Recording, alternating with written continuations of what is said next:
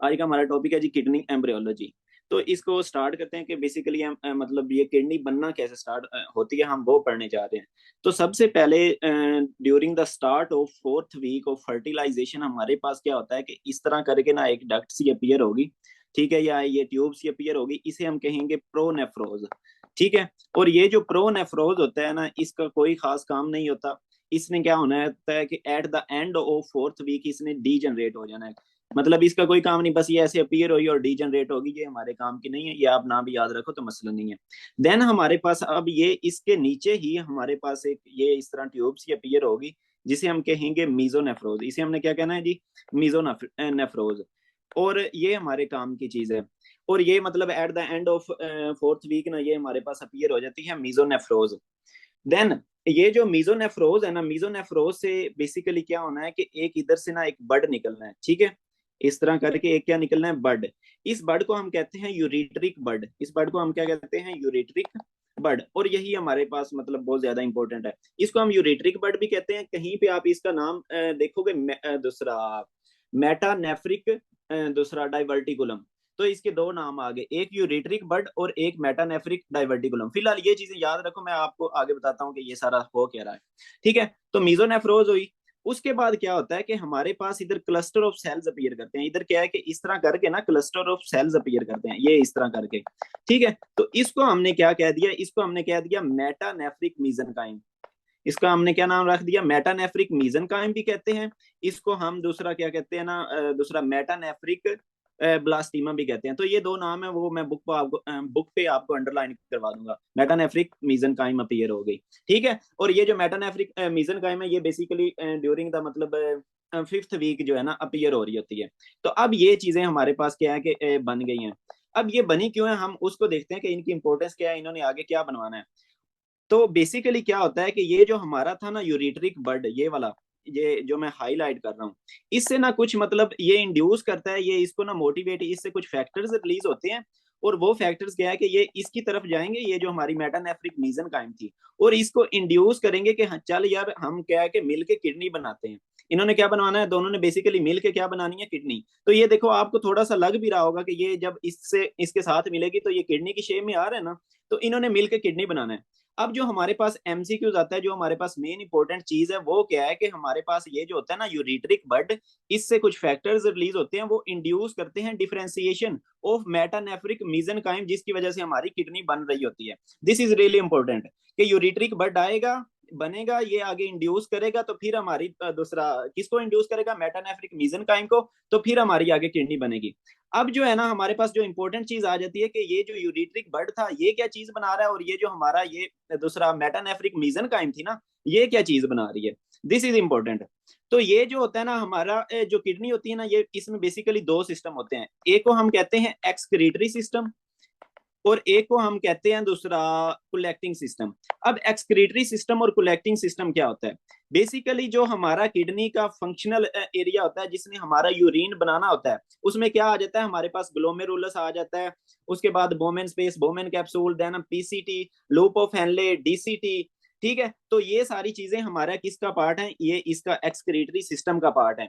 While ये जो हमारा कलेक्टिंग सिस्टम है, ये नाम से ही जाहिर हो रहा है कि ये चीजों को क्या करेगा, कलेक्ट करेगा। यूरिन को क्या करना है, इसने जस्ट कलेक्ट करना है। तो हमने कल पढ़ा था कि हमारा ये जो डीसीटी के बाद क्या आती थी, कलेक्टिंग डक्ट आती थी। ठीक है। तो बेसिकली ये जो कलेक्टिंग सिस्टम है, इसने सारा क्या है कि कलेक्टिंग डक्ट्स वगैरह बनानी है। तो इसने क्या बनवाया, ये इधर मैं हाईलाइट कर देता हूँ कि ये जो हमारा कलेक्टिंग सिस्टम था ना, बेसिकली इसने ये वाली कलेक्टिंग डक्ट बनवा दी। ठीक है, लास्ट वाली। और देखो कलेक्टिंग डक्ट के बाद क्या होता था, ये हमारे पास, ये मैं हाईलाइट कर रहा हूँ, ये हमारे पास माइनर कैल्सीज होते थे, देन ये हमारे पास मेजर कैल्सीज होते थे, देन ये रीनल पेल्विस होता था, और देन यूरेटर होता था। तो ये जो सारी कलेक्टिंग सिस्टम वाले जो पार्ट्स हैं, वो हमारे किसने बनवाने हैं, ये इसने दूसरा यूरिट्रिक बर्ड ने। ठीक है। तो अब हमें दो चीजें समझ लग गई कि ये जो हमारा एक्सक्रीटरी सिस्टम है, वो हमारा कौन बनवा रहा है, बेसिकली ये जो मेटानेफ्रिक मीजन काइम है ना, ये जो मेटानेफ्रिक मीजन काइम, तो वो हमारा बनवा रहा है एक्सक्रीटरी सिस्टम। और ये जो हमारा कलेक्टिंग सिस्टम था, जिसमें बेसिकली यूरिन कलेक्ट हो रहा था, वो कौन बनवा रहा है, वो बनवा रहा है हमारा यूरिट्रिक बर्ड। ठीक हो गया, डन हो गया। अगर इसमें कोई कंफ्यूजन है तो बताओ। अगर इसमें, क्योंकि यही कंसेप्ट है, यही सारा आगे मतलब यूज होना है। अगर इसमें कुछ कंफ्यूजन, मैं इसको दोबारा रिवाइज करता हूँ, और इसके लिए मैंने ये डायग्राम भी उससे यूवर्ड से उठाई है। तो ये देखें। ठीक है। बेसिकली क्या होता है कि हमारे पास किडनी में हमारे दो सिस्टम होते हैं, एक एक्सक्रीटरी जिसने बेसिकली यूरिन बनाना होता है, तो वो एक्सक्रीटरी सिस्टम हमारा बना कौन रहा होता है, ये वाला पोर्शन। कौन सा पोर्शन, ये जो दूसरा हमारा मेटानेफ्रिक मीजनकाइम थी, ये हमारा बना रही होती है क्या, एक्सक्रीटरी सिस्टम। तो ये देखो, ये हमारे पास क्या होता था, बोमेन स्पेस, ग्लोमेरुलस वगैरह, ये पीसीटी होती थी। देन ये हमारे पास लूप ऑफ हेनले होता था, और देन ये क्या है हमारे पास, डीसीटी। तो ये सारा पोर्शन जो मैंने इससे पहले पहले है, ठीक है, इससे पहले पहले ये वाला ये सारा पोर्शन कौन बनवा रहा है हमारा, ये दूसरा मेटानेफ्रिक मीजनकाइम। और बाकी जो रह गया ना हमारा किडनी का पोर्शन, फॉर एग्जांपल ये कलेक्टिंग डक्ट है, ठीक है।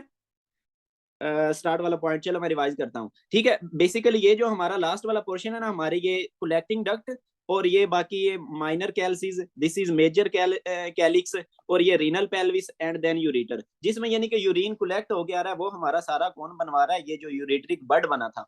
और ये जो यूरेट्रिक बड था, ये डेरिवेटिव किसका था, बेसिकली ये किसका डेरिवेटिव है, ये आपको नजर आना किसका, ये जो मीजोनेफ्रिक डक्ट थी ना, ये वाली जो इसका नाम क्या था, मीजोनेफ्रिक डक्ट। इससे क्या डेरिवेट हुआ था, ureteric bud. This is important MCQs, कि ureteric bud is derivative of what. तो आपका एमसीक्यूज क्या आ गया कि ये किसका डेरिवेटिव है, हमारे पास जो मीजोनेफ्रिक डक्ट होती है, ये वाली जो डक्ट है ना, इसको हम क्या कहते हैं, मीजोनेफ्रिक डक्ट का था, इसका डेरिवेटिव क्या है, यूरेट्रिक बड। और इसने हमारा क्या बनवा दिया, ये वाला कलेक्टिंग सिस्टम बनवा दिया।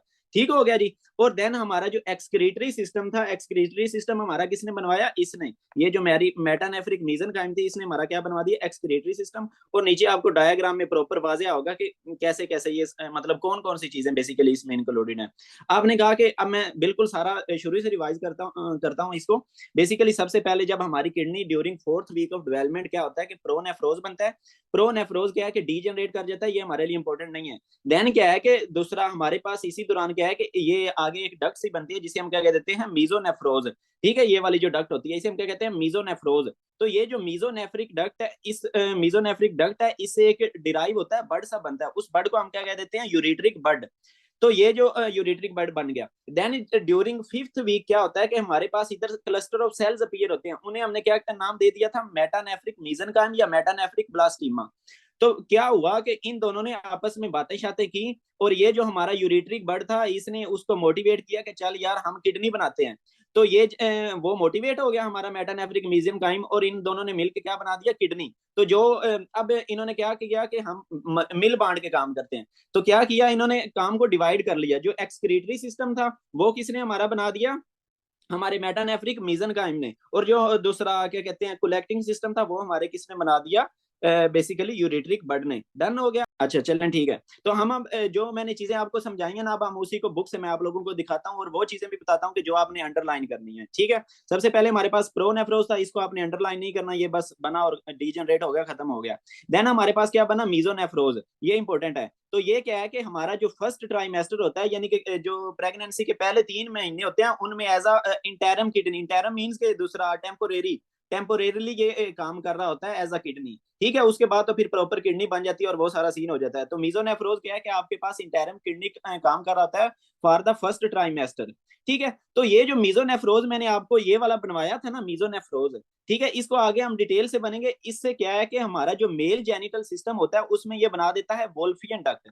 जो मेल होते हैं ना, अब देखो ये मेल में भी होगा, फीमेल में भी होगा। तो ये मतलब जो मेल होगा उसमें ये बनवा देगा वोल्फियन डक्ट है, और वोल्फियन डक्ट से फिर आगे डक्टस डेफरेंस और एपिडिडिमस बन जाता है, जिस मतलब जो स्पर्म्स को कैरी कर रहे होते हैं। लेकिन इसकी डिटेल में नहीं जाना, इसकी डिटेल में हम जाएंगे रिप्रोडक्टिव सिस्टम में, क्योंकि ये उसके रिलेटेड टॉपिक है। फिलहाल आप लोगों को बस ये पता होना चाहिए कि मीजोनेफ्रोज था, मीजोनेफ्रोज मेल में इसका क्या डेरिवेटिव होता है, वोल्फियन डक्ट। ठीक है, और वोल्फियन डक्ट मेल में क्या बनवाती होती है, डक्टस डेफरेंस एंड एपिडिडिमस। और फीमेल में आप इधर लिख लो, मैंने उसमें दूसरा एमसीक्यूज देखा था कि फीमेल में इसका जो डेरिवेटिव होता है वो बेसिकली होती है गार्टनर, गार्टनर डक्ट। ठीक है, ये एमसीक्यूज था कि derivative of mesonephros in females, तो वो आपको पता होना चाहिए कि वो क्या होती है, गार्टनर डक्ट। ये एमसीक्यूज है, ये आप लिख लो। देन आ गया हमारे पास जी दूसरा ये वाला आगे, मेटानेफ्रोज बना था। तो मैंने आपको कहा कि मेटानेफ्रोज क्या है कि बेसिकली ये इस तरह का क्या बनता है, एक बर्ड सा बनता है, जिसको मैंने हाईलाइट किया है, सॉरी दूसरा क्लस्टर ऑफ सेल्स बनता है, इसको हमने क्या कह दिया था, मेटानेफ्रोज। और ये कब बन रहा था, वीक 5th ऑफ डेवलपमेंट में। ठीक हो गया जी। देन मैंने आपको कहा कि ये जो हमारा दूसरा था ना, क्या कहते हैं, मेटा सॉरी ये जो हमारी मीजोनेफ्रिक डक्ट थी, इससे एक बर्ड सा बना, ये वाला बर्ड, तो उसको उसने क्या नाम दे दिया, यूरेट्रिक बर्ड। इसको आप ऐसे भी याद रख सकते हो कि बेसिकली इससे क्या बन रही है, मेनली यूरेटर बन रही है ना, ठीक है, तो इसको उसने क्या नाम दे दिया, यूरेट्रिक बर्ड।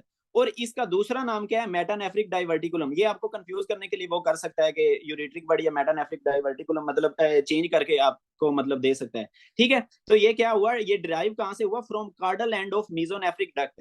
कार्डल हम एंड हम कहते हैं जो हमारा दूसरा ना, दूसरा टांगों की तरफ या टेल की तरफ वाला एंड होता है, और हम क्रेनियल एंड कहते हैं जो सर की तरफ वाला एंड होता है। तो देखो ये कौन सा है, सर की तरफ वाला, मतलब ये ऊपर वाला क्या है, हेड वाला एंड है, और ये नीचे वाला क्या है, हमारा कार्डल एंड है। तो कार्डल एंड से हमारा क्या डिराइव हुआ, यूरेट्रिक बर्ड डिराइव हुआ।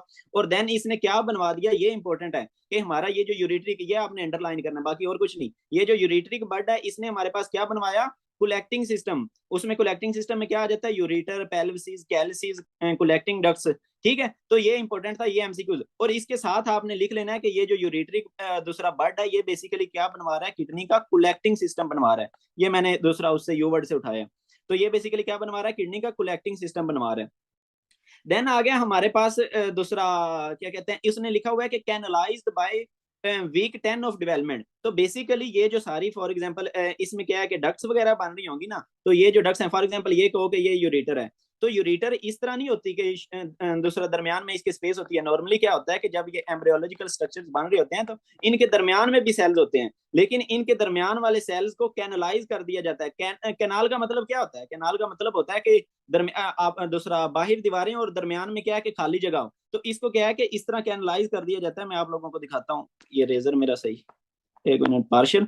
तो क्या होता है बेसिकली, हमारे पास कैनलाइजेशन का क्या मतलब है उसका, फॉर एग्जांपल ये क्या है कि डक्ट था, इसके अंदर क्या थे, सेल्स वगैरह थे, इस तरह भरा हुआ था, ठीक है। लेकिन हम तो नहीं ना चाहते कि इसमें सेल्स हो, हम चाहते हैं कि दरमियान में स्पेस हो, जिससे क्या है कि ये एज अ पाइप काम करे यूरिन के लिए। तो हमने क्या किया कि मतलब नेचर ने क्या किया कि इसको दरमियान में से इस तरह कैनलाइज कर दिया। जिस तरह ये मैं रिमूव कर रहा हूँ ना, तो इस प्रोसेस को क्या कहते हैं, कैनलाइजेशन। और ये कब हो रहा होता है, हमारा वीक 10 ऑफ डेवलपमेंट में क्या हो रहा था कि ये प्रॉपर कैनलाइजेशन हो जाती है, ठीक हो गया। कि मतलब ये जो कैनाल्स हैं। देन आपके पास एमसीक्यूज आएगा कि लास्ट टू कैनलाइज कौन सा पार्ट होता है। तो उसके लिए मैं दोबारा नोट्स पे एक दफा जाना चाहूंगा कि हमारे पास लास्ट पे कौन सा कैनलाइज होता है। बेसिकली देखो, इधर भी तो सेल्स होंगे ना, ये जो हमारा रीनल पेल्विस है, इधर भी तो सेल्स होंगे ना इस तरह, तो इसको भी तो कैनलाइज करना है इस तरह करके। कैनलाइज कैसे, इस तरह सेल्स को रिमूव करना है। तो बेसिकली क्या होता है कि हम जब घर बनाते हैं, सबसे पहले क्या है कि ये बाकी सारा एरिया, सॉरी, जब हम घर बनाते हैं, इसको आप ऐसे याद रख लो कि पहले बाकी सारा एरिया ठीक करते हैं, फिर आखिर पे ये जो दरवाजा है इसको ओपन करते होते हैं। तो बस इसको आप ऐसे याद कर लो कि पहले जो है ना, जो कैनलाइजेशन का प्रोसेस होगा, पहले बाकी सारी किडनी में होगा, ठीक है। इस तरह करके बाकी सारी किडनी में ये कैनाल्स वगैरह बनेगी, मतलब सेल्स को रिमूव किया जाएगा, और लास्ट पे क्या है कि हमारा ये जो दरवाजा है, यानी कि जो हमारा रीनल पेल्विस है, इसको खोला जाएगा कि लो जी अब यूरिन आ जाए और आगे मतलब सारा चला जाए। इस चीज की समझ लगी कि कैनलाइजेशन क्या होता है। और लास्ट पे एमसीक्यूज क्या आ गया आपके पास कि लास्ट टू कैनालाइज क्या होता है, हमारा रीनल पेल्विस होता है। इसने इधर लिखा हुआ है, ये मैं आपको अंडरलाइन करवा देता हूँ कि ये जो लास्ट टू कैनालाइज क्या होता है, यूरिट्रो पेल्विक जंक्शन। यूरिट्रो पेल्विक जंक्शन मैंने आपको बताया था, ये वही ना जहां से यूरिटर निकल रही होती है दूसरा किडनी से, रीनल पेल्विस से, उसको हम क्या कह देते हैं, यूरिट्रो पेल्विक जंक्शन। तो वो क्या होता है, लास्ट टू कैनालाइज होता है, ठीक है। अगर देखो फॉर एग्जाम्पल ये कैनालाइज ना हो, अगर क्या हो कि ये जो हमारा यूरिट्रो पेल्विक जंक्शन था, ये वाला अगर देखो इधर सेल्स रहे, कैनलाइज ना हो, सेल्स रिमूव ना हो, तो इधर से यूरिन आगे इधर पास कर सकेगा, नहीं कर सकेगा, क्योंकि आगे ऑब्स्ट्रक्शन आई हुई है।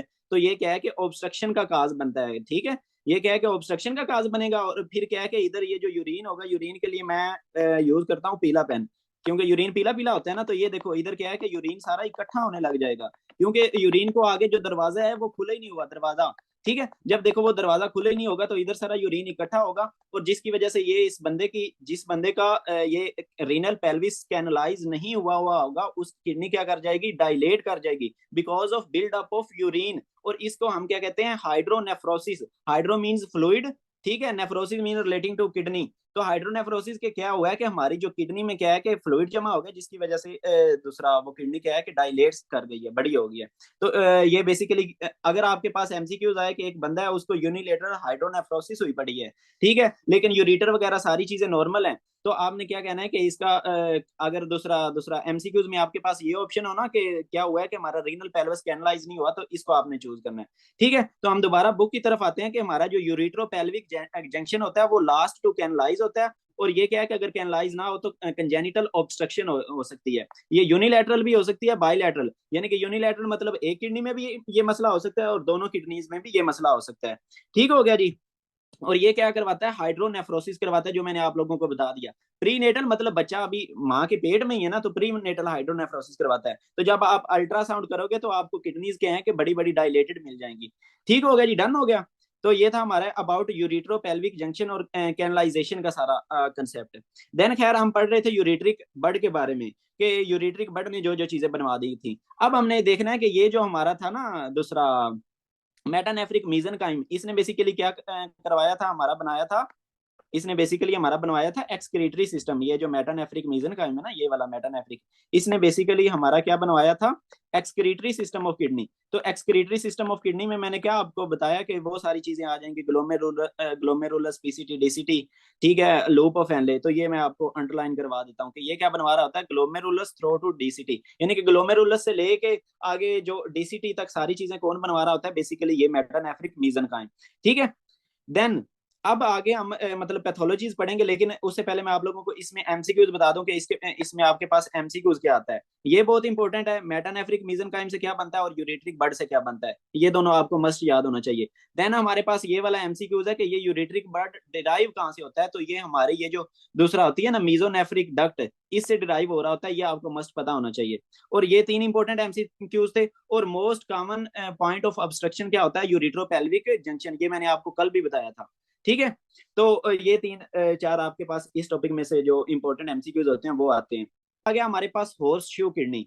अब हॉर्स शू किडनी क्या होती है, इसके लिए मैं ब्लैक, हॉर्स मीन्स घोड़ा, शू मीन्स शूज, घोड़े के शूज। तो घोड़े के शूज कैसे होते हैं, इस तरह करके होते हैं ना, और जिसे कहते हैं घोड़े के खुर, इस तरह करके ही होते हैं। तो बेसिकली हमारी किडनी क्या हो जाएगी, इस तरह की हो जाएगी। अब वो होगी कैसे, मैं आपको बताता हूँ।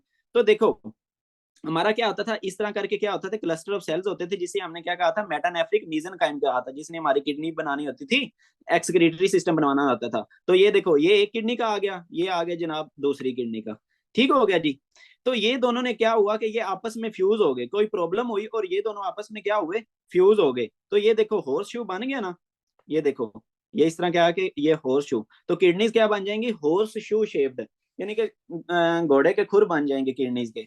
अब देखो वो क्यों बने, बिकॉज ऑफ, तो ये एमसीक्यूज है कि वो क्यों बने, because of fusion of metanephric blastema. और ये एमसीक्यूज है यू वर्ड में। ये काज इसका क्या बना, हॉर्सशू किडनी का, ये आपने अपनी बुक पे लिख लेना है, because of fusion of metanephric metanephric blastema. This is MCQs. ठीक है, कि हॉर्सशू किडनी क्यों हो रही होती है, बेसिकली ये जो थे ना हमारे यूरिट्रिक दूसरा क्या कहते हैं, मेटानेफ्रिक मीजनकाइम था, ये इसको उसने इधर यूज किया हुआ है मेटानेफ्रिक ब्लास्टीमा। तो ये दोनों क्या है कि इनके लोअर पोल्स आपस में फ्यूज हो गए थे, जिसकी वजह से हॉर्सशू शेप्ड हमारे पास क्या हुआ, किडनी बन गई। अब देखो इसमें क्या है कि हमारे पास यूरिटर वगैरह तो ठीक होगा, क्योंकि हमारा जो यूरिट्रिक बड था, ये वाला जो यूरिट्रिक बड था, ये वाला, तो इसने बेसिकली कोलेक्टिंग सिस्टम बनाना था ना, इसके साथ कोई मसला नहीं हुआ है, मसला हुआ है हमारी इस चीज के साथ। तो इस वजह से सिर्फ क्या है कि किडनीज आपस में नीचे से फ्यूज होंगी, वो मैं आप लोगों को इस डायग्राम में दिखाता हूँ। तो ये इसमें आप क्लियरली देख सकते हो कि ये जो किडनीज है ना, ये क्या है कि हॉर्सशू बना रही हैं, और ये नीचे से लोअर पोल से आपस में क्या है कि फ्यूज्ड हैं। ठीक हो गया जी। तो ये आप मतलब क्लियरली इसमें देख सकते हो कि हॉर्स टू शेप किडनी में मतलब किडनीज आपको किस तरह की मिलेंगी। देन अब ये क्या है कि हमारे पास इसकी वजह से हमारे पास दूसरा प्रॉब्लम्स क्या हो सकती हैं। तो प्रॉब्लम्स आपके पास ये होंगी कि देखो हॉर्सशू शेप्ड किडनीज बन गई हैं, किडनीज फंक्शन नॉर्मल करेंगी, लेकिन इसमें क्या होगा कि कुछ मसले आ जाएंगे, फॉर एग्जांपल ऑब्स्ट्रक्शन वगैरह के। देखो फॉर एग्जांपल इधर से क्या निकल रहा था हमारा यूरिटर, तो ये किडनीज हमारी क्या है कि एबनॉर्मल पोजीशन में है, तो इस वजह से इस पॉइंट पे यूरिट्रोपेल्विक जंक्शन पे के पॉइंट्स पे बेसिकली क्या हो सकती है, ऑब्स्ट्रक्शन हो सकती है। तो एक हमारे पास प्रॉब्लम क्या आ गया, यूरिट्रोपेल्विक जंक्शन पे क्या है कि ऑब्स्ट्रक्शन। अब देखो अगर ऑब्स्ट्रक्शन हो जाए, तो मैंने आपको कहा था कि यूरिन ने इधर से गुजर के जाना होता था ना, पेल्विस से, तो यूरिन क्या है कि इधर बिल्डअप होगा, तो बिल्डअप होगा, तो यूरिन का बिल्डअप होना और किडनी का डायलेट कर जाना। ठीक है, तो इसको हम टर्म क्या यूज करते थे, हाइड्रोनेफ्रोसिस। इट मींस के हमारे पास क्या होगी, पेशेंट को यूरिट्रोपेल्विक जंक्शन पे ऑब्स्ट्रक्शन हो सकती है, उसके बाद हाइड्रोनेफ्रोसिस हो सकती है। देन एक और चीज आप कंसेप्ट याद रख लो, ये आपका आगे भी मतलब काम आएगा, कि यूरिन जब भी कहीं पे रुकेगा उसमें इन्फेक्शन होने के चांसेस बढ़ जाएंगे।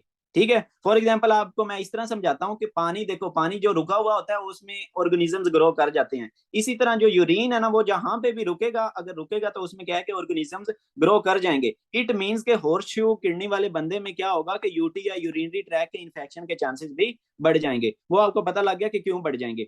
देन हमारे पास लास्ट वन आ गया कि इस बंदे में क्या है कि कैंसर होने के चांसेस भी क्या होते हैं, रीनल कैंसर होने के चांसेस भी ज्यादा होते हैं। और यही एमसीक्यूज आया हुआ था एनआरई में, आई थिंक।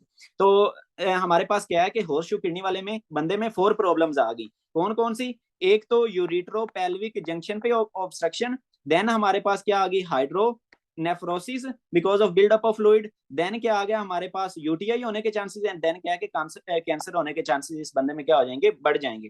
और ये बेसिकली क्या है कि जो कुछ क्रोमोसोमल एबनॉर्मेलिटीज होती हैं उनमें हॉर्स शू किडनी होने के चांसेस ज्यादा होते हैं। कौन सी क्रोमोसोमल एबनॉर्मेलिटीज होती हैं? उसने टर्म यूज किया क्रोमोसोमल एनियोप्लॉइडी। तो इसका मतलब होता है कि नॉर्मल हमारे पास क्रोमोसोम कितने होते हैं? 46। तो एनियोप्लॉइडी वाले बंदे में 46 क्रोमोसोम्स नहीं होंगे, या उसमें 47 होंगे, या उसमें 45 होंगे। मतलब नॉर्मल नंबर ऑफ क्रोमोसोम्स नहीं होंगे। तो क्रोमोसोमल एनियोप्लॉइडी का मतलब जिस बंदे में ये कंडीशन हो या ये कंडीशन हो, उसमें क्या है कि हमारे हॉर्स शू किडनी होने के चांसेस बढ़ जाते हैं। उसके बाद कुछ सिंड्रोम्स हैं, ये भी हम रिप्रोडक्टिव में डिटेल से पढ़ेंगे। टर्नर सिंड्रोम्स होती हैं। उन सब में क्या है कि बेसिकली हॉर्स शू किडनी का इंसिडेंस क्या हो जाता है? इंक्रीज हो जाता है। इसका पेशेंट बेसिकली आपके पास कैसे प्रेजेंट करेगा? ये भी एमसीक्यूज आया हुआ था। तो मोस्टली क्या होता है कि हमारे पास पेशेंट एसिम्टोमेटिक होता है, ठीक है, क्योंकि किडनी सही काम कर रही होती हैं। बस ये है कि उसमें थोड़ा सा ये चीजें होने के चांसेस क्या होते हैं? बड़े हुए होते हैं। जब आप अल्ट्रासाउंड करवाओगे तो आपको इस तरह की किडनीज हॉर्स शू शेप्ड मिल जाएंगी। अब हम इसी को बुक से पढ़ते हैं। तो अब हम चले गए बेसिकली इधर हॉर्स शू किडनीज पे। ठीक है, इसमें क्या होता है कि inferior pole of both kidneys क्या हो जाते हैं? फ्यूज हो जाते हैं।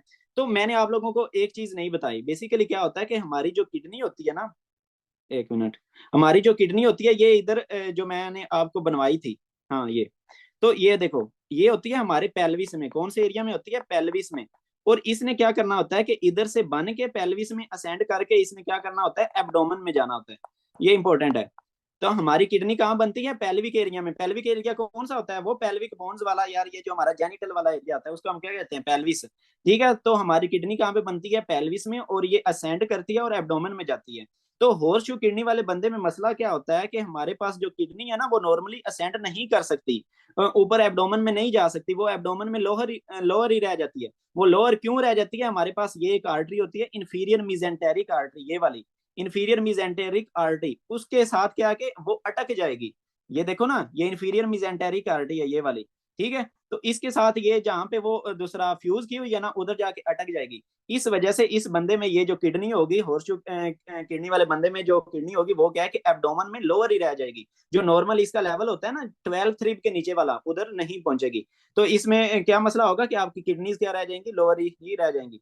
ठीक है, तो क्या होता है हमारे पास? As they ascend from pelvis during fetal development, horseshoe kidneys get trapped under inferior mesenteric artery. तो वो उसके नीचे क्या हो जाती हैं? ट्रैप हो जाती हैं और रिमेन लो इन एब्डोमेन। एब्डोमेन में मतलब नीचे ही रह जाती हैं। ठीक है, तो यही उसने बताया हुआ है कि यही आपको एमसीक्यूज में आएगा कि इस बंदे में किडनीज बिल्कुल ठीक होती हैं, वो अपना फंक्शन नॉर्मल कर सकती हैं। लेकिन क्या होता है कि उसमें हाइड्रोनेफ्रोसिस के चांसेस बढ़ जाते हैं because of uretero pelvic junction obstruction. ठीक है, और क्या है कि इसमें स्टोन बनने के चांसेस, ये भी इंपॉर्टेंट कंसेप्ट है कि इसमें मतलब स्टोन देखो, जब भी पानी रुकता है और उसमें क्या है कि कनकरियां हो तो वो नीचे बैठ जाएंगी ना। इसी तरह जब यूरिन रुकेगा तो उसमें जो सोल्यूट्स होंगे वो नीचे। फॉर एग्जांपल ये क्या है कि इस तरह वाटर है, ठीक है, इसमें मैं कहता हूँ कि ये कनकरियां, अगर तो ये चल रहा होगा तो वो उसमें डिजोल्व रहेंगी। तो इसी तरह यूरिन क्या है कि इसमें सोल्यूट्स होते हैं। तो सोल्यूट्स जब यूरिन रुकता है तो उसमें सोल्यूट्स क्या है कि नीचे बैठना शुरू हो जाते हैं और वो क्या बना देते हैं? स्टोन। तो इस बंदे में रीनल स्टोन के चांसेस बढ़ गए। उसके बाद हाइड्रोनेफ्रोसिस के चांसेस बढ़ गए बिकॉज ऑफ यूरिट्रोपेल्विक जंक्शन की ऑब्स्ट्रक्शन। इन्फेक्शन होने के चांसेस बढ़ गए क्योंकि क्या हो रहा था कि यूरिन रुक रहा था। और क्या है कि हमारे पास कैंसर होने के चांसेस बढ़ गए। और यही एमसीक्यूज वाला मतलब उसने पूछा हुआ था कि रीनल कैंसर होने के चांसेस हॉर्सशू किडनी में क्या हो जाते हैं? बढ़ जाते हैं। ये मैंने आपको बता दिया क्रोमोसोमल एनियोप्लॉइडी के 45 या 47 होंगे क्रोमोसोम, नॉर्मल नहीं। और ये कुछ टर्नर सिंड्रोम्स होती हैं और ये ट्राइसोमीज वगैरह, मतलब ये सारी क्रोमोसोमल एबनॉर्मेलिटीज हैं। इनमें क्या है कि हॉर्सशू किडनी होने के चांसेस बढ़ जाते हैं। और ये हो क्यों रही थी वो मैंने आपको बता दिया कि जो हमारा मेटानेफ्रिक ब्लास्टीमा था ना, वो आपस में फ्यूज कर रहा था। ठीक हो गया जी। तो ये हमारे पास रीनल यूनिलैटरल रीनल एजेंसी कि हमारी जो किडनी है ना, ये देखो, ये मैंने डायग्राम्स पहले से ही रखी हुई हैं कि ये देखो, ये तो किडनी नॉर्मल है लेकिन एक किडनी क्या है कि बनी नहीं है। ठीक है। तो ये क्यों हो रहा होता है कि हमारी किडनी बन ही क्यों नहीं रही होती? तो उसके लिए दोबारा हमें वही कंसेप्ट यूज होगा। किडनी बनने के लिए क्या चाहिए था? एक ये यूरिट्रिक बड चाहिए था, और एक एक क्या है कि ये यूरिट्रिक बड चाहिए था, और एक ये क्या है कि मेटानेफ्रिक मीजनकाइम चाहिए थी। इट मीन्स कि अगर यूरिट्रिक बड नहीं बनेगा, क्या होगा? यूरिट्रिक बड नहीं बनेगा तो हमारे पास किडनी बनेगी नहीं? बनेगी ना। इसका दोबारा मैं कंसेप्ट आप लोगों को समझाता हूँ, दोबारा समझाता तो नहीं लेकिन जस्ट थोड़ा सा बता देता हूँ। इस तरह क्या थी हमारे पास? दूसरा मिजोनेफ्रिक डक्ट थी, इसे एक दूसरा ये बर्ड सा बना था, और इधर क्या होता था हमारे पास? मेटानेफ्रिक ब्लास्टीमा होता था। तो ये बेसिकली क्या करता था? इसको मोटिवेट करता था कि चल भाई हम मिलके किडनी बनाते हैं। अब देखो क्या हुआ कि हमारे पास यूनिलेटरल रीनल एजेंसीज वाले बंदे में क्या हुआ, हमारे पास ये ही नहीं बना, ये बर्ड ही नहीं बना। अब देखो ये बर्ड नहीं बनेगा तो ये इसको मोटिवेट कर सकेगा कि चल भाई हम वो बनाते हैं, क्या कहते हैं, किडनी। तो ये इसको भी नहीं इंड्यूस कर सकेगा, इसकी डिफरेंशिएशन को भी इंड्यूस नहीं कर सकेगा। तो इस बंदे में क्या होगा कि किडनी बनेगी नहीं। क्यों नहीं बनेगी? Because of ureteric bud fails to develop. Ureteric bud क्या है कि हमारा बन ही नहीं सकता। तो ये देखो जब आप अल्ट्रासाउंड करेंगे तो आपको एक किडनी मिलेगी, दूसरी किडनी मिलेगी ही नहीं। ठीक हो गया जी, डन हो गया। बस इसमें यही है कि आपके पास क्या होगी? कंप्लीट एब्सेंस होगी, किसकी? किडनी की भी और यूरिटर की भी। देखो इधर कोई यूरिटर वगैरह दिख रहा है नहीं ना, क्योंकि हमारा दूसरा यूरिटर किसने बनाना था? यूरिट्रिक बर्ड ने। जब यूरिट्रिक बर्ड ही नहीं है तो यूरिटर कहाँ से होगा? तो इसमें बस यही कंसेप्ट है। इसमें आ गया हमारा दूसरा मल्टीसिस्टिक डिस्प्लास्टिक किडनी। इसमें भी वही सेम कंसेप्ट है। इसमें क्या होता है कि हमारा जो यूरेट्रिक बर्ड था ना, फॉर एग्जांपल इधर से जो बर्ड बना था, बर्ड तो बन गया, लेकिन ये क्या है कि इसने इसको इसकी डिफरेंशिएशन को इंड्यूस नहीं किया, इसको मोटिवेट नहीं किया किडनी बनाने के लिए। तो क्या होगा कि हमारा यूरिटर वगैरह यानी कि कलेक्टिंग सिस्टम तो बन जाएगा, लेकिन जो हमारा एक्सक्रीटरी सिस्टम है वो नहीं बन सकेगा। बिकॉज ये जो यूरिट्रिक बर्ड है फेल्स टू इंड्यूस डिफरेंशिएशन। ये क्या करवा सकता है? हमारी फेल टू इंड्यूस, ये इसकी डिफरेंशिएशन नहीं करवा सकेगा। जब डिफरेंशिएशन नहीं करवा सकेगा तो हमारे पास प्रॉब्लम क्या होगी? हमारे पास इस तरह की किडनी आएगी। यूरेटर वगैरह नॉर्मल होंगे, लेकिन क्या होगा कि हमारा जो किडनी का दूसरा एक्सक्रीटरी पार्ट था वो प्रॉपर नहीं बना होगा। तो इस तरह सिस्ट सी डेवलप हुई होंगी। ये देखो सिस्ट, इसमें क्या होगा? फ्लूइड होगा। तो आपको क्या मिल जाएगी? मल्टीसिस्टिक डिस्प्लास्टिक किडनी। मल्टी मीन्स ज्यादा, सिस्ट मीन्स के उसमें सिस्ट, डिस्प्लास्टिक मीन्स के हमारे पास नॉर्मल नहीं है। डिस मीन्स एबनॉर्मल होता है, प्लास्टिक मीन्स ग्रोथ। तो किडनी की क्या हुई है? एबनॉर्मल ग्रोथ हुई पड़ी है, हमारे पास नॉर्मल किडनीज इसमें नहीं है। और ये प्रॉब्लम क्यों बनी? फेल्स क्यों हुआ कि हमारा जो यूरेट्रिक बर्ड था वो डिफरेंशिएशन नहीं करवा सका, इसको मोटिवेट नहीं कर सका, किसको? मेटानेफ्रिक मीजनकाइम को। ठीक हो गया जी।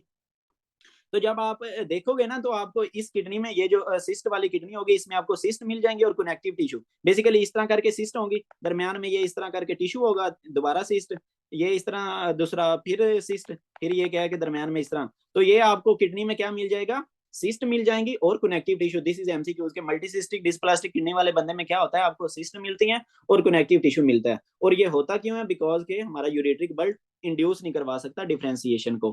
ठीक हो गया। तो आपको इसमें क्या है कि नॉन फंक्शनल किडनी होगी, और ये क्या है कि हमारे पास नॉन हेरिडिटरी होता है। ये हम बुक से पढ़ लेते हैं इसको। ठीक है। इधर तो हमने क्या पढ़ा? ये मल्टीसिस्टिक डिस्प्लास्टिक किडनी। तो इसमें क्या होता है कि यूरिट्रिक बर्ड डेवलप होता है, लेकिन ये फेल हो जाता है to induce differentiation of metanephric mesenchyme. जब ये फेल हो जाएगा तो क्या होगा कि हमारे पास नॉर्मल किडनी नहीं बनेगी, सिस्ट होगी और कनेक्टिव टिश्यू होगा। ठीक है। और ये ज्यादातर क्या होता है? नॉन हेरिडिटरी होता है। नॉन हेरिडिटरी का मतलब है कि उसकी माँ को या बाप को या उसकी फैमिली में किसी को मसला नहीं होगा, ये उसी में ही मतलब मसला अपीयर हुआ है। तो ये इसको हम कहते हैं नॉन हेरिडिटरी। हेरिडिटरी है कि उसकी फैमिली में मसला था फिर उसमें ट्रांसफर हुआ है। ठीक है। और ये ज्यादातर क्या होती है हमारे पास? यूनिलैटरल, यानी कि एक ही किडनी में मसला होगा। अगर बाईलैटरल होगी तो क्या हो जाएगा हमारे पास? Potter sequence. पोर्टर सीक्वेंस हमने अभी पढ़ना है कि पोर्टर सीक्वेंस क्या होता है। फिलहाल आप लोगों को ये पता होना चाहिए। और इसमें एमसीक्यूज क्या है? ये कि ureteric bud fails to induce difference, इस वजह से हमारे पास मल्टीसिस्टिक डिस्प्लास्टिक किडनी बन रही होती है।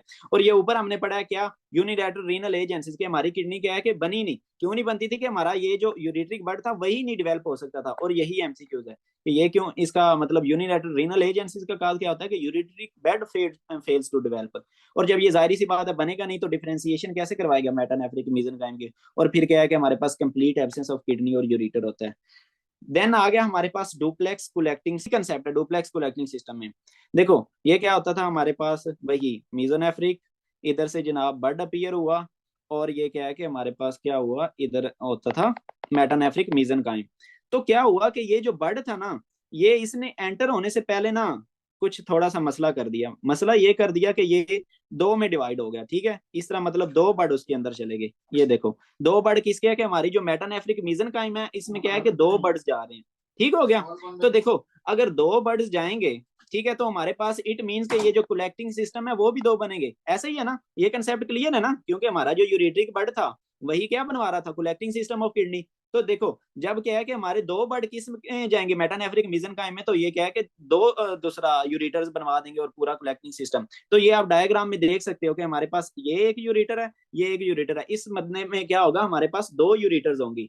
ठीक हो गया जी। और ये क्यों हो रहा था, बेसिकली प्रॉब्लम क्या आ रही थी कि बाइफर्केशन हो रही थी। बाइफर्केशन किसकी हो रही थी, यूरेट्रिक बर्ड की बाइफर्केशन हो रही थी, जिसकी वजह से हमारे पास क्या हो रहा था, डुप्लेक्स यानी कि दो कलेक्टिंग सिस्टम बन रहे थे। वो आपको पता चल गया, ये आपने डायग्राम में भी देख लिया कि डुप्लेक्स कलेक्टिंग सिस्टम का क्या मतलब है। ठीक है।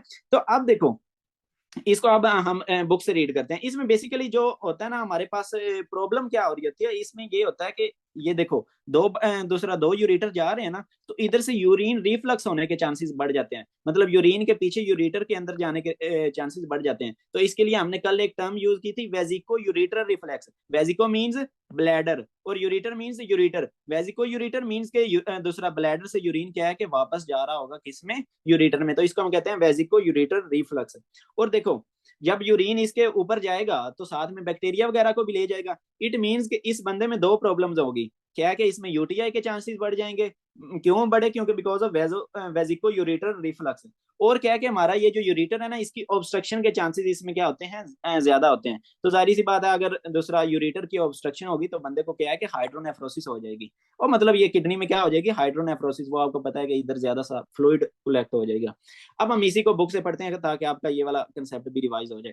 तो हमने क्या पढ़ा, डुप्लेक्स कलेक्टिंग सिस्टम। इसमें क्या हो रहा था, मेन प्रॉब्लम काज क्या बन रही थी, bifurcation of ureteric bud before it enters the metanephric blastema. ठीक है। तो ये देखो क्या बनाएगा, डुप्लेक्स कलेक्टिंग सिस्टम बनाएगा। ठीक हो गया जी। टू यूरेट्रिक बर्ड होंगे और जिसकी वजह से हमारे पास डबल कलेक्टिंग सिस्टम होगा। और ये मैंने आपको बता दिया कि इस बंदे में क्या होता है कि रिफ्लक्स, यूरिन के रिफ्लक्स होने के चांसेस बढ़ जाते हैं, जिसकी वजह से यूटीआई के चांसेस बढ़ जाएंगे। और यूरेटर की ऑब्स्ट्रक्शन होने के चांसेस बढ़ जाते हैं, जिसकी वजह से हमारे पास हाइड्रोनेफ्रोसिस हो जाएगी। जाहिर सी बात है जब हमारा पाइप ही बंद हो गया जिसने यूरिन को लेके जाना था, तो पीछे सारा यूरिन अकामुलेट हो जाएगा ना।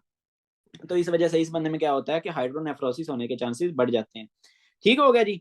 देन हम इसको ना पढ़ लेते हैं, वेजिको यूरेटर रिफ्लक्स, ये जो नीचे वाला है, इसके लिए भी हमें डायग्राम पे जाना पड़ेगा कि हम ये एक अलहदा टॉपिक हमारी उस पर दिया हुआ है। वेजिको यूरेटर रिफ्लक्स, इसमें क्या होता है कि हमारे पास जो यूरिन था ना, ये क्या है, हमारा ब्लैडर है।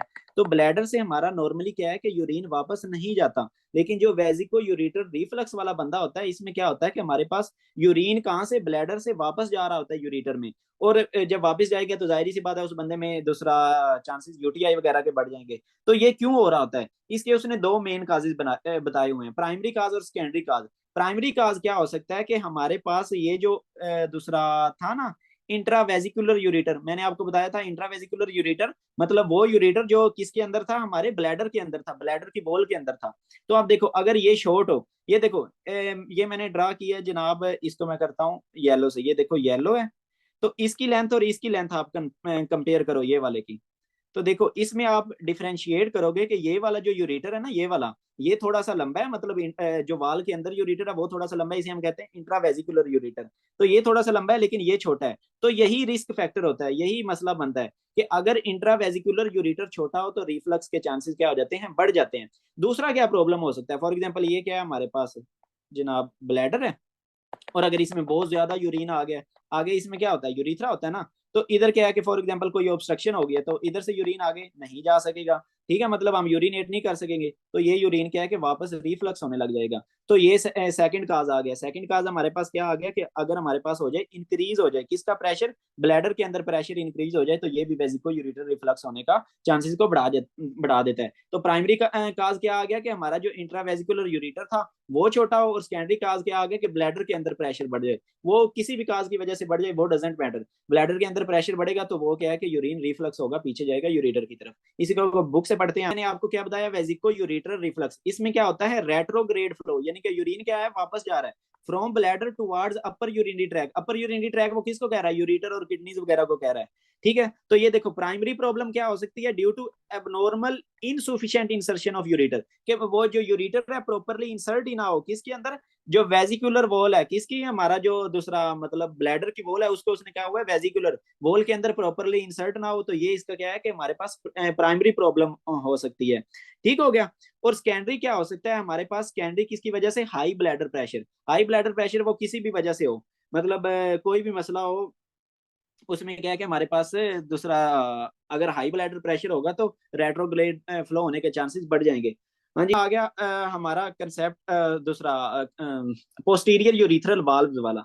तो इसको हम डायग्राम से देखते हैं। बेसिकली क्या होता है कि फॉर एग्जांपल ये हमारा क्या है जनाब, यूरिथ्रा है ना, और ये कहाँ से निकल रहा होता है, ब्लैडर से निकल रहा होता है। तो इसमें बेसिकली कोई खास इधर क्या है कि वाल्व नहीं होता, लेकिन क्या है कि अगर कोई बंदा हो उसमें क्या है कि अगर ये वाल्व हो तो देखो यूरिन इधर से जा सकेगा, यूरिन इधर से गुजर के बाहर नहीं जा सकेगा ना। तो इस वजह से इसमें क्या होगा, इधर सारा यूरिन क्या होने लग जाएगा, अकामुलेट होने लग जाएगा। तो अकामुलेट होगा तो पीछे बंदे को क्या है कि दूसरा वेजिको यूरिटर रिफ्लक्स होगा, और क्या है कि हमारे पास किडनी में भी फ्लूइड बिल्डअप हो जाएगा ना इसकी वजह से, क्योंकि आगे रास्ता ही नहीं मिल रहा यूरिन को। तो इस बंदे को भी क्या है कि हाइड्रोनेफ्रोसिस हो जाएगी। और इसकी जो हाइड्रोनेफ्रोसिस है ना वो आप देखना कि देखो ये उसने डायग्राम में भी दिखाया हुआ है कि इस बंदे में main problem posterior urethral valve, main problem क्या हो रही होती है कि हमारा जो यूरिथ्रा है ना उसमें ये वाल्व अपीयर कर जाता है।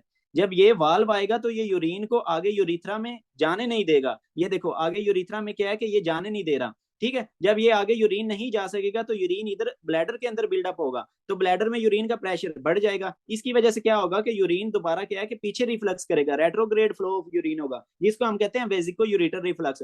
और देखो ये यूरिन ऊपर जाता जाएगा जाता जाएगा, और क्या होगा कि हमारे पास किडनी में चला जाएगा और उधर क्या करवा देगा, हाइड्रोनेफ्रोसिस। तो इसमें देखो क्या क्या प्रॉब्लम हुई, इस बंदे में क्या होगा कि बेसिकली पोस्टीरियर यूरिथ्रल वाल्व था जिसने यूरिन को आगे नहीं रास्ता दिया। जब रास्ता नहीं दिया तो क्या हुआ कि यूरिन रिफ्लक्स हुआ, और हमारा दोनों ये देखो यूरिटर भी डायलेट कर जाएगा, हमारी किडनी भी डायलेट कर जाएगी। ठीक है, और ये जो हमारा ब्लैडर है ना वो भी क्या करेगा, डायलेट कर जाएगा। और ये जो हमारी ब्लैडर की वाल्व्स होंगी वो क्या होंगी, थोड़ी थोड़ी थिक हो जाएंगी। तो इसमें हमारे पास बेसिकली इसका काज क्या बन रही होती है, तो ये काज हमारी बुक पे नहीं लिखी हुई, बस इसको आपने लिख लेना है कि ये क्यों हो रहा था। Basically abnormal development of Wolffian duct, इसमें क्या इसका काज क्या बन रहा है, abnormal abnormal development of Wolffian duct. Wolffian duct कहाँ से आ रही थी हमारी, बेसिकली मीजोनेफ्रिक डक्ट से आ रही थी ना, जो मेल्स में होती थी। Wolffian duct, mesonephric duct males में क्या बना देती, वोल्फियन डक्ट।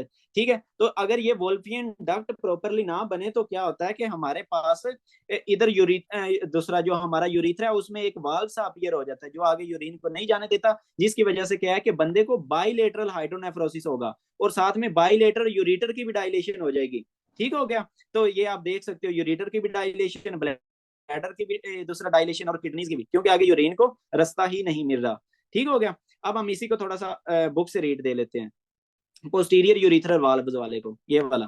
तो इसमें क्या है कि ये बेसिकली क्या है, मेम्ब्रेन रेमनेंट है in posterior urethra in mails.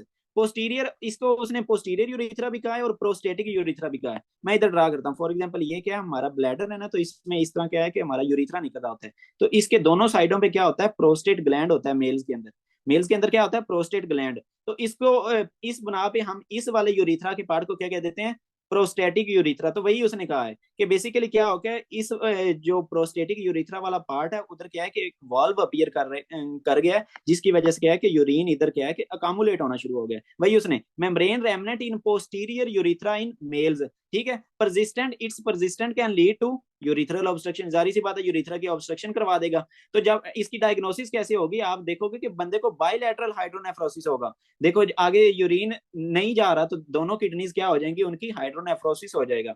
और क्या है कि आपको क्या मिलेगा, ब्लैडर भी क्या है, डायलेटेड मिलेगा। जाहिर सी बात है उसमें यूरिन इकट्ठा हुआ पड़ा है, तो ब्लैडर आपको क्या मिलेगा, डायलेटेड और थिक वॉल्ड ब्लैडर मिलेगा। और अगर क्या हो कि स्वेयर ऑब्स्ट्रक्शन हो तो उसकी वजह से बंदे को क्या हो जाता है, ओलिगोहाइड्रामिनोस। और देन आगे पोर्टर सीक्वेंस, वो अभी हम पढ़ने लगे हैं, ओलिगोहाइड्रामिनोस और पोर्टर सीक्वेंस क्या होता है बेसिकली।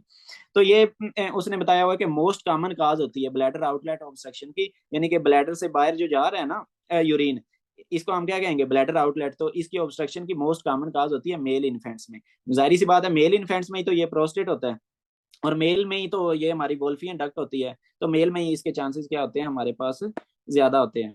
डन हो गया पोस्टीरियर यूरिथ्रल वाल्व। इसमें मस्ट आपने ये याद रखना है कि एक वाल्व अपीयर किया रहेगा, जिसकी वजह से क्या है कि यूरिन के फ्लो को क्या होगी, ऑब्स्ट्रक्शन होगी है। जब यूरिन के फ्लो को ऑब्स्ट्रक्शन होगी है तो यूरिन पीछे बिल्डअप कर जाएगा, पीछे जो सारे स्ट्रक्चर्स है ना उनमें यूरिन बिल्डअप कर जाएगा।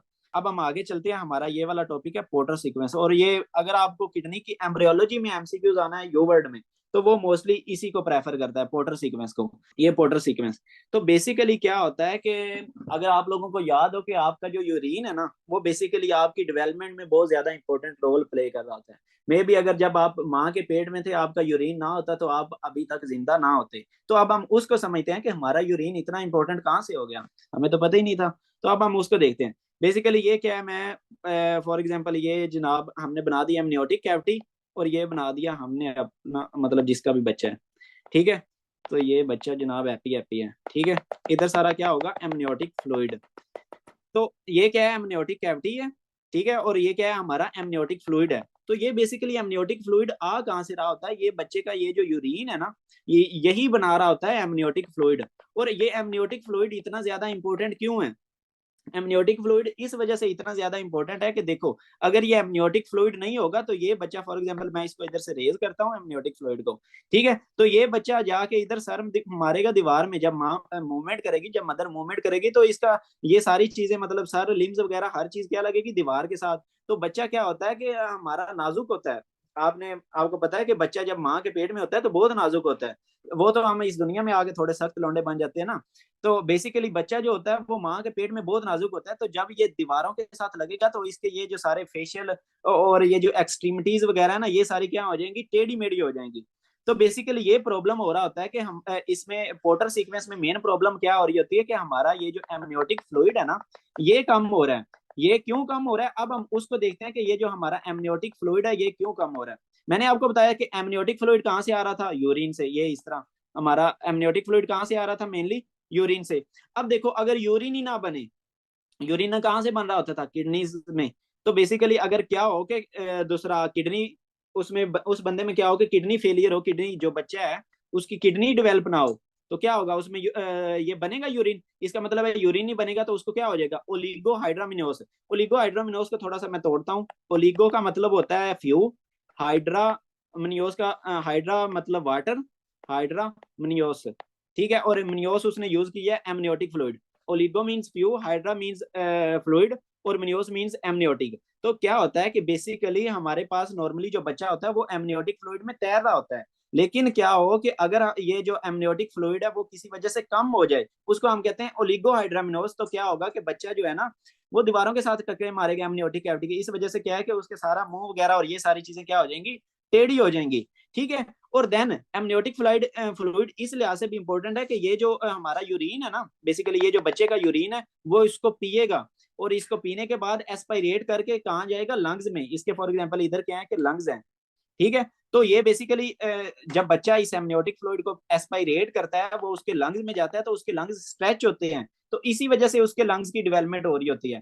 अब देखो अगर बंदे को क्या है, ओलिगो हाइड्रामिनोस है, एक तो वो दीवारों के साथ टकरे मारेगा, उसकी फेशियल वगैरह फीचर सारे खराब हो जाएंगे, और साथ में लिम्ब डिफॉर्मिटीज आ जाएंगी। और क्या है कि देखो अगर जब कम फ्लूइड होगा तो वो कम एस्पायरेट करेगा, कम एस्पायरेट करेगा तो इसका मतलब है कि हमारे लंग्स की स्ट्रेचिंग भी कम होगी। जो एमनियोटिक फ्लूइड उसने लंग्स के अंदर लेके जाना था, जिसकी वजह से लंग्स ने स्ट्रेच करना था, इसको आप ऐसे समझ लो कि फॉर एग्जांपल एक बलून है उसमें वाटर डालो तो वो क्या है कि बड़ा हो जाता है। इसी तरह जो हमारे लंग्स हैं उनमें जब एमनियोटिक फ्लूइड जाता है तो वो बड़े हो जाते हैं। लेकिन अगर क्या है कि एमनियोटिक फ्लूइड कम हो तो वो प्रॉपर बड़े नहीं हो सकते, उनकी प्रॉपर डेवलपमेंट नहीं हो सकती। तो उस बंदे में क्या हो जाता है, लंग हाइपोप्लेजिया हो जाता है। वो अभी हम खैर डिटेल से देखते हैं। पहले हम देख लेते हैं कि ये जो ओलिगो हाइड्रामिनोस हुआ था ये क्यों हुआ था, इसका प्रॉब्लम क्या बना था।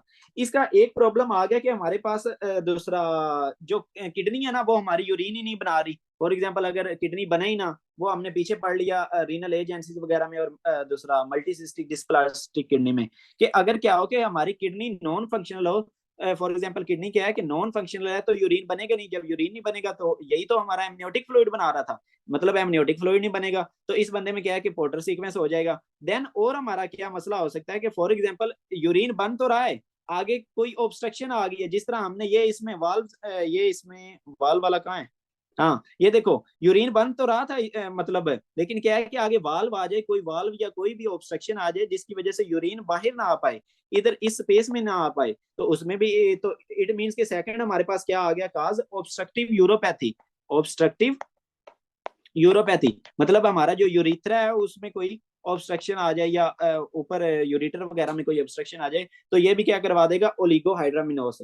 देन क्या है कि हमारे पास और क्या हो सकता है, बेसिकली देखो ये जो यूरिन बन रहा था ना, ये बन कैसे रहा था, बेसिकली जो बच्चा होता है ना उसको इधर क्या होती है, प्लेसेंटा। समझो जो आपका फीडर था ना, मतलब जिससे आपको खुराक मिल रही थी, बच्चे को खुराक मिल रही होती है, वो होता है हमारा प्लेसेंटा। यानी कि माँ से जो भी न्यूट्रिएंट्स वगैरह जा रहे होते हैं ना बच्चे में, वो इस प्लेसेंटा के थ्रू जा रहे होते हैं। तो देखो अगर प्लेसेंटल इंसुफिशियंसी हो, तो ये जो इधर से दूसरा कोई भी न्यूट्रिएंट्स वगैरह क्या है कि बच्चे को नहीं मिलेंगे। जब बच्चे को नहीं मिलेंगे तो वो उन न्यूट्रिएंट्स को मेटाबोलाइज नहीं करेगा, जब वो उनको मेटाबोलाइज नहीं करेगा तो किडनी से यूरिन कैसे प्रोड्यूस करेगा। इट मींस कि अगर प्लेसेंटा की इनसुफिशियंसी हो तो वो भी क्या करवा देती है, ओलिगोहाइड्रामिनोस।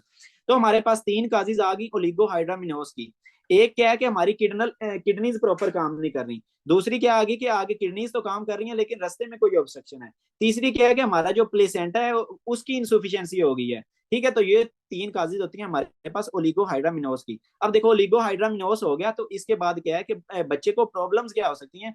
मैंने आपको बताया कि ये देखो जब ओलिगोहाइड्रामिनोस होगा तो ये जो इसका मतलब ये सारी चीजें हैं कहाँ पे जाके लगेंगी, इधर दीवार के साथ, एमनियोटिक कैविटी की दीवार के साथ। इसकी वजह से इसकी क्या है कि फेशियल डिफॉर्मिटीज हो जाएंगी। ये देखो फ्लैट फेस होगा उसका, ये आप देख सकते हो। उसके बाद क्या है कि उसकी लिम्फ डिफॉर्मिटीज हो जाएंगी, क्योंकि बच्चा क्या है कि जब माँ के पेट में होता है वो नरम होता है, जब वो दीवारों के साथ लगेगा तो उसकी लिम्फ डिफॉर्मिटीज हो जाएंगी। और लंग्स की डेवलपमेंट के लिए क्या जरूरी था, एमनियोटिक फ्लूइड। ठीक है, तो अगर बच्चा क्या कहते हैं एमनियोटिक फ्लूइड ही कम होगा तो वो उसको एस्पायरेट नहीं करेगा, लंग्स में लेके नहीं जाएगा, तो उसकी लंग्स की प्रॉपर डेवलपमेंट नहीं, तो पल्मोनरी हाइपरप्लेजिया, हाइपोप्लेजिया हो जाएगा। Hypo means less, plegia means के ग्रोथ, यानी कि हमारे लंग्स की क्या होगी, कम ग्रोथ होगी। और अगर आपको पोर्टर सीक्वेंस में से एमसीक्यूज आना है तो वो यही आना है। और यही जो पल्मोनरी हाइपरप्लेजिया होता है ये most common cause of death होता है इन चिल्ड्रन में। यानी कि जो पोर्टर सीक्वेंस का बच्चा होगा उसमें क्या होगा कि pulmonary hyperplasia most common cause of death होता है। ठीक हो गया जी। अब हम पोर्टर को ना थोड़ा सा तोड़ते हैं कि इसमें मतलब पोर्टर से बनता क्या है। पी से बनता है पल्मोनरी हाइपोप्लेजिया, वो आपको समझ लगी कि पल्मोनरी हाइपोप्लेजिया क्यों हो रहा था। ठीक है, पल्मोनरी हाइपोप्लेजिया। देन क्या है, हाइपोप्लेजिया। देन क्या है कि हमारे पास ओ से क्या बनता है, ओलिगोहाइड्रामिनोस। ओलिगोहाइड्रामिनोस वो क्यों हो रहा था, वो भी हमारे पास डिफरेंट काजेज थी, ओलिगोहाइड्रामिनोस। देन टी से आ गया हमारे पास ट्विस्टेड फेस होगा बच्चे का। ठीक है, ट्विस्टेड ट्विस्टेड फेस, और ट्विस्टेड क्या होगी, स्किन होगी। और क्या हो गया हमारे पास, उस बच्चे के एक्सट्रीमिटी डिफेक्ट्स होंगे उसको। ठीक है, एक्सट्रीमिटी डिफेक्ट्स होंगे। और हमारे पास क्या होगा लास्ट, रीनल फेलियर, यानी कि रीनल फेलियर इन यूट्रो। ठीक है, इन यूट्रो। तो अब मैं आपको इसको समझाता हूँ कि आप पोर्टर के नेम से ही आप इसको कैसे याद कर सकते हो। बेसिकली क्या होता है कि ये जो आर है ना, ये काज बन रहा है, ये आर क्या बन रहा है, काज। यानी कि कोई रीनल फेलियर हुई जब इन यूट्रो मीन्स कि जब बच्चा माँ के पेट के अंदर होता है, यूट्रस में होता है, तो रीनल फेलियर होगी जिसकी वजह से यूरिन पैदा नहीं होगा। जब यूरिन पैदा नहीं होगा तो दूसरा एमनियोटिक फ्लूइड बना रहा था ना ये यूरिन, तो एमनियोटिक फ्लूइड कम होगा। जब एमनियोटिक फ्लूइड कम होगा तो वो एमनियोटिक फ्लूइड जरूरी था लंग्स की डेवलपमेंट के लिए, तो इस वजह से बच्चे को क्या हो जाएगा, पल्मोनरी हाइपोप्लेजिया। और एमनियोटिक फ्लूइड के कम होने को हम क्या कहते हैं, ओलिगोहाइड्रामिनोस। जब इसकी वजह से जब ओलिगोहाइड्रामिनोस होगा तो क्या होगा, हमारे पास ट्विस्टेड फेस हो जाएगा, ट्विस्टेड स्किन हो जाएगी, और एक्सट्रीमिटी डिफेक्ट्स हो जाएंगे। अब हम इसी को दूसरा बुक से रीड करते हैं और हमारा आज का लेक्चर खत्म हो गया। एक मिनट बस। हाँ, तो हम क्या पढ़ रहे थे, पोर्टर सीक्वेंस। ये क्या है कि एक सीक्वेंस ऑफ इवेंट्स है जो कि काज कैसे होता है, सीक्वेंस ऑफ इवेंट्स होता है बिकॉज ऑफ ओलिगोहाइड्रामिनोस। जब ओलिगोहाइड्रामिनोस होता है तो बच्चा क्या है कि उसकी कंप्रेशन होती है डेवलपिंग फीटस की, किसके साथ, ये जो दीवार थी उसके साथ बच्चे की क्या होगी, कंप्रेशन होगी, जिसकी वजह से लिम्फ डिफॉर्मिटीज आ जाएंगी, फेशियल एनोमलीज आ जाएंगी। उसमें उसने लिखा हुआ है लो सेट ईयर्स, यानी कि कान थोड़े से नीचे नीचे होंगे। रेट्रोजनेथिया मतलब उसकी जो चिन है ना वो थोड़ी सी पीछे होगी। फ्लैट होगा नोज। और क्या होगा कि दूसरा, जब ये इसके साथ दीवारों के साथ लगेगा तो उसकी चेस्ट भी कंप्रेस करेगी। और जब लैक ऑफ एमनियोटिक फ्लूइड होता है तो बच्चा कम उसको एस्पायरेट करेगा, कम लंग्स में लेके जाएगा, इस वजह से लंग्स की प्रॉपर डेवलपमेंट नहीं हो सकती। और यही बनता है काज ऑफ डेथ, ये उसने लिखा हुआ है काज ऑफ डेथ। और ये हमारा एमनियोटिक फ्लूइड कम क्यों हो रहा था, मैंने आपको बताया या तो प्लेसेंटा यानी कि जो फीडर है वही ना हो, प्लेसेंटल इंसुफिशियंसी हो, या क्या है कि हमारे पास रीनल आउटपुट ही कम हो, यानी कि किडनीज यूरिन ही नहीं बना रही। और रीनल आउटपुट किन केसेस में कम होता है, autosomal recessive polycystic kidney disease, ये हम आगे डिटेल से पढ़ेंगे। ऑटोसोमल रिसेसिव इसमें भी क्या है कि सिस्ट बन जाती है किडनी में, जिसकी वजह से किडनी अपना प्रॉपर काम नहीं कर सकती। या क्या हो कि ऑब्स्ट्रक्टिव यूरोपैथी हो, जिस तरह हमने उसमें पढ़ा पोस्टीरियर यूरिथ्रल वाल्व्स में, ठीक है। या फिर क्या हो कि रीनल एजेंसीज हो, मतलब या किडनी का पंगा होगा या प्लेसेंटा की पंगा होगा, जिसकी वजह से एमनियोटिक फ्लूइड नहीं बनेगा। जब एमनियोटिक फ्लूइड नहीं बनेगा तो उसका जो स्विमिंग पूल है जिसमें वो तैर रहा था वो खराब हो जाएगा और दीवारों के साथ लगेगा और उसकी हर चीज खराब हो जाएगी। और जो लंग्स के लिए डेवलपमेंट के लिए भी एमनियोटिक फ्लूइड चाहिए था वो उसको एस्पायरेट नहीं करेगा, लंग्स की स्ट्रेचिंग नहीं होगी, और इस वजह से क्या है कि बच्चे का मतलब प्रॉपर लंग्स की डेवलपमेंट नहीं हो सकेगी, और उसको क्या हो जाएगा, लंग्स का हाइपोप्लेजिया हो जाएगा।